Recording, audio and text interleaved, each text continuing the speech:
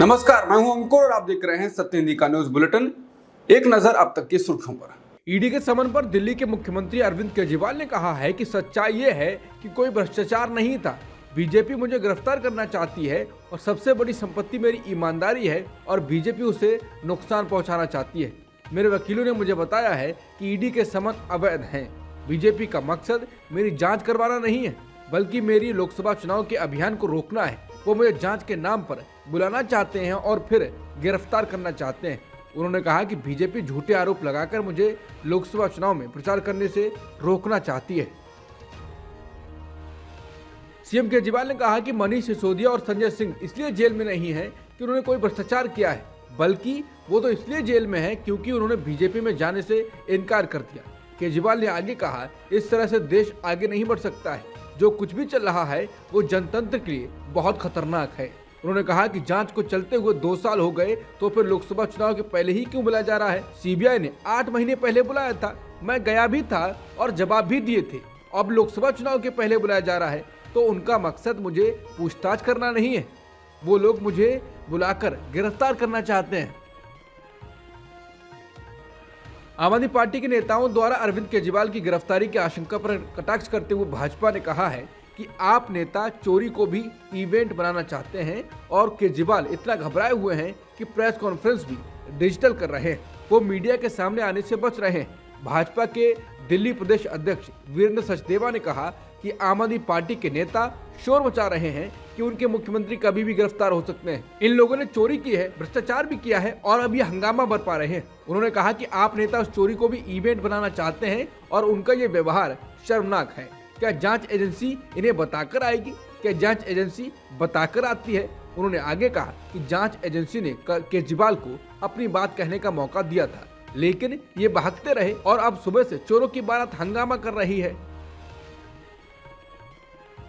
आंध्र प्रदेश के सीएम जगन मोहन रेड्डी की बहन और वाईएसआर तेलंगाना पार्टी की संस्थापक वाईएस शर्मिला आज गुरुवार को कांग्रेस पार्टी में शामिल हो गई। मल्लिकार्जुन खड़गे और राहुल गांधी ने उन्हें पार्टी में शामिल करवाया। कांग्रेस में शामिल होने के बाद वाईएस शर्मिला ने कहा, आज वाईएसआर तेलंगाना पार्टी का कांग्रेस पार्टी में विलय करते हुए मुझे बहुत खुशी हो रही है। मुझे बहुत खुशी हो रही है कि वाईएसआर तेलंगाना पार्टी आज से भारतीय राष्ट्रीय कांग्रेस का हिस्सा बनने जा रही है। कांग्रेस पार्टी अभी भी हमारे देश की सबसे बड़ी धर्मनिरपेक्ष पार्टी है। शर्मिला ने अपने वाईएसआर तेलंगाना कांग्रेस पार्टी के कांग्रेस में विलय की भी घोषणा की और कहा कि उन्हें जो भी जिम्मेदारी दी जाएगी वो उसे निभाएंगी। हालांकि वाईएस जगन मोहन रेड्डी ने बहन वाईएस शर्मिला को मनाने के लिए अपने चाचा वाईएसआरसीपी के पूर्व सांसद वाईबी सुब्बा रेड्डी को भेजा था, लेकिन बातचीत विफल रही। एक सूत्र ने कहा कि शर्मिला ने 31 दिसंबर और 1 जनवरी को हुई बैठकों में वाईआरसीपी में शामिल होने से साफ इनकार कर दिया था। बता दें, वाईएस शर्मिला के तेलंगाना में अपना संगठन बनाने के बाद जुलाई 2021 में भाई बहन की जोड़ी राजनीतिक रूप से अलग हो गई थी। राम मंदिर को लेकर जैसी तैयारियां बीजेपी और संघ कर रहा है वो सबकी नजरें खींच रहा है।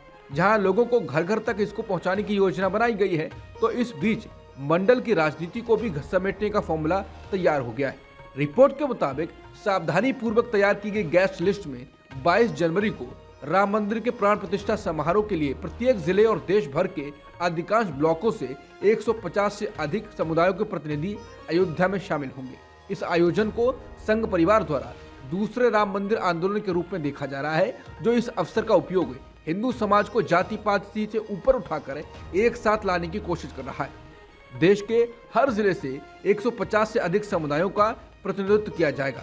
विश्व हिंदू परिषद के अध्यक्ष आलोक कुमार ने कहा, इस सूची में बड़ी संख्या में दलित और आदिवासी समुदाय के संत शामिल हैं। उनके अलावा सबसे गरीब परिवारों के 10 लोग जो झोपड़ियों में रहते हैं, लेकिन राम मंदिर निधि के लिए 100 रुपए का योगदान दिया और मंदिर निर्माण करने वाले कार्यकर्ता भी मेहमानों में शामिल हैं। उन्होंने कहा, ये आयोजन पूरे देश का प्रतिनिधित्व करता है। सूत्रों ने कहा कि अतिथि सूची, जिसमें 4000 संत और लगभग 2500 प्रतिष्ठित व्यक्ति शामिल हैं, इस तरह से तैयारी की गई थी कि हिंदू समाज के सभी वर्गों, विशेष रूप से हाशिए पर रहने वाले लोगों को पर्याप्त प्रतिनिधित्व दिया जाए। एनसीपी शरद पवार गुट के नेता जितेंद्र आव्हाड ने भगवान राम पर अपने बयान से विवाद खड़ा कर दिया है। आव्हाड ने अवधारणा के विपरीत बुधवार को दावा किया कि भगवान राम बहुजनों के राजा थे और मांसाहारी थे। शिरडी में एक कार्यक्रम को संबोधित करते हुए उन्होंने कहा, राम हमारे हैं, राम बहुजनों के हैं। राम जो शिकार करते हैं और खाते हैं हमारे, हम लोग बहुजन हैं। जब आप लोग हम सबको शाकाहारी बनाने जाते हैं तो हम राम के आदर्शों पर चलते हैं और आज हम मटन खाते हैं। यही राम का आदर्श है। राम शाकाहारी नहीं थे, मांसाहारी थे। इस मामले पर बहस शुरू करते हुए आभार ने पूछा, 14 साल तक जंगल में रहने वाला व्यक्ति शाकाहारी भोजन खोजने के लिए कहाँ जाएगा? क्या यही सही है या नहीं? अगर मैं सच नहीं कह रहा हूं तो मुझे बताएं। भगवान राम के मांसाहारी होने संबंधी बयान को लेकर भाजपा नेता राम कदम ने कहा, उनकी मानसिकता राम भक्तों की भावनाओं को ठेस पहुंचाने की है। वोट बटोरने के लिए वो हिंदू धर्म का मजाक नहीं उड़ा सकते। ये बात कि राम मंदिर बनाया गया है, घमंडी गठबंधन को रास नहीं आ रहा है। वहीं पुणे में भाजपा कार्यकर्ताओं ने एनसीपी शरद पवार गुट के नेता जितेंद्र आह्वान के बयान के खिलाफ विरोध प्रदर्शन किया। भाजपा नेता राम कदम ने भगवान राम को मांसाहारी बताने वाले बयान के लिए एनसीपी शरद पवार गुट के नेता जितेंद्र आह्वान के खिलाफ एफआईआर दर्ज करने के लिए शिकायत दर्ज कराई। सोशल मीडिया पोस्ट पर बुधवार को 2 लोगों को गिरफ्तार किया गया, जिसमें उत्तर प्रदेश के मुख्यमंत्री योगी आदित्यनाथ को बम से उड़ाने और अयोध्या के राम मंदिर को विस्फोट से उड़ाने की धमकी दी गई। अधिकारियों ने पीटीआई को ये जानकारी दी। एक बयान के मुताबिक उत्तर प्रदेश की स्पेशल टास्क फोर्स की एक टीम ने लखनऊ के गोमती नगर के विभूति खंड इलाके से ताहर सिंह और ओम प्रकाश मिश्रा को गिरफ्तार किया। मिश्रा और ताहर मुस्लिम नामों से ईमेल भेज रहे थे, जिसमें अयोध्या के राम मंदिर को उड़ाने की धमकियां दी जा रही थी। मध्य प्रदेश के पूर्व मुख्यमंत्री शिवराज सिंह चौहान ने अपने नए बंगले के बाहर मामा का घर लिखवा दिया है। उन्होंने अपने नए घर की तस्वीरें सोशल मीडिया पर बुधवार को शेयर करते हुए लिखा कि उनके दरवाजे हमेशा सेवा के लिए खुले हुए रहेंगे। इसको लेकर काफी चर्चा हो रही है। इससे पहले मंगलवार को बुधनी में शिवराज ने कहा था, कहीं ना कहीं कोई बड़ा उद्देश्य होगा यार। कई बार राजतिलक होते होते बर्बाद भी हो जाता है, लेकिन जरूर किसी न किसी उद्देश्य की पूर्ति के लिए होता है। वहीं कांग्रेस के प्रदेश प्रवक्ता अवनीश सिंह बुंदेला का मानना है कि यह भाजपा के अंदर चल रहे गतिरोध को बताता है। उन्होंने कहा कि पार्टी को 163 सीटें मिली और शिवराज सिंह चौहान ने दावा किया कि इसकी वजह लाडली बहन योजना थी, लेकिन पार्टी के अन्य नेता कहते रहे ये मोदी की जीत है। इस तरह घर के बाहर मामा का घर लिखकर शिवराज सिंह चौहान केंद्रीय नेतृत्व को खुली चुनौती दे रहे हैं कि मैं अपना काम जारी रखूंगा।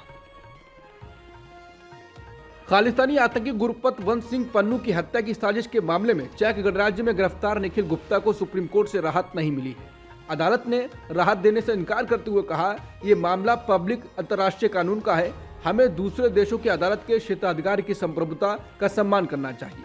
कोर्ट ने कहा, यह एक संवेदनशील मामला है जिसके अंतर्राष्ट्रीय प्रभाव होंगे, जिसमें अदालत दखल नहीं दे सकती। ये मामला सरकार के क्षेत्राधिकार का है और सरकार ही तय करेगी कि क्या कदम उठाए जाए।